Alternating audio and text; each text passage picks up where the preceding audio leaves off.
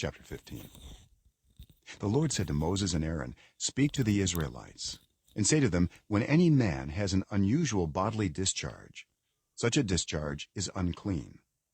Whether it continues flowing from his body or is blocked, it will make him unclean.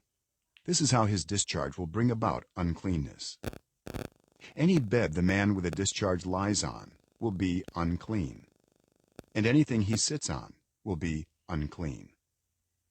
Anyone who touches his bed must wash their clothes and bathe with water, and they will be unclean till evening.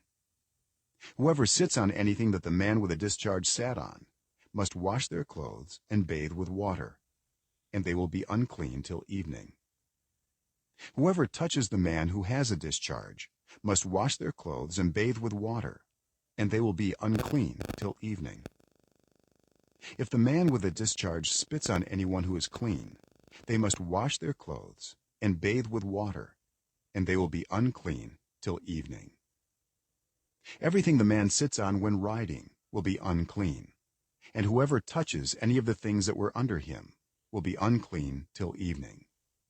Whoever picks up those things must wash their clothes and bathe with water, and they will be unclean till evening. Anyone the man with a discharge touches without rinsing his hands with water must wash their clothes and bathe with water, and they will be unclean till evening.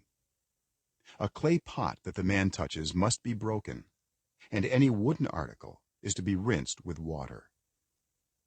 When a man is cleansed from his discharge, he is to count off 7 days for a ceremonial cleansing. He must wash his clothes and bathe himself with fresh water, and he will be clean. On the 8th day he must take 2 doves or 2 young pigeons and come before the Lord to the entrance to the tent of meeting and give them to the priest. The priest is to sacrifice them, the one for a sin offering and the other for a burnt offering. In this way he will make atonement before the Lord for the man because of his discharge. When a man has an emission of semen, he must bathe his whole body with water, and he will be unclean till evening. Any clothing or leather that has semen on it must be washed with water, and it will be unclean till evening. When a man has sexual relations with a woman and there is an emission of semen, both of them must bathe with water, and they will be unclean till evening. When a woman has her regular flow of blood, the impurity of her monthly period will last 7 days, and anyone who touches her will be unclean till evening. Anything she lies on during her period will be unclean, and anything she sits on will be unclean. Anyone who touches her bed will be unclean. They must wash their clothes and bathe with water, and they will be unclean till evening. Anyone who touches anything she sits on will be unclean. They must wash their clothes and bathe with water, and they will be unclean till evening. Whether it is the bed or anything she was sitting on, when anyone touches it, they will be unclean till evening. If a man has sexual relations with her and her monthly flow touches him, he will be unclean for 7 days. Any bed he lies on will be unclean.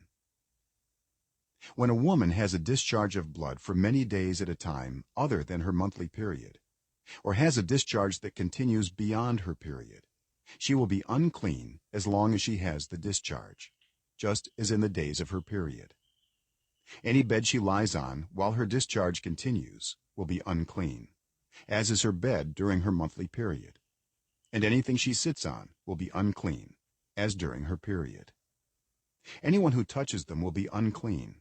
They must wash their clothes and bathe with water, and they will be unclean till evening. When she is cleansed from her discharge, she must count off 7 days, and after that she will be ceremonially clean. On the 8th day she must take 2 doves or 2 young pigeons and bring them to the priest at the entrance to the tent of meeting. The priest is to sacrifice one for a sin offering and the other for a burnt offering. In this way he will make atonement for her before the Lord for the uncleanness of her discharge. You must keep the Israelites separate from the things that make them unclean, so they will not die in their uncleanness for defiling my dwelling place, which is among them.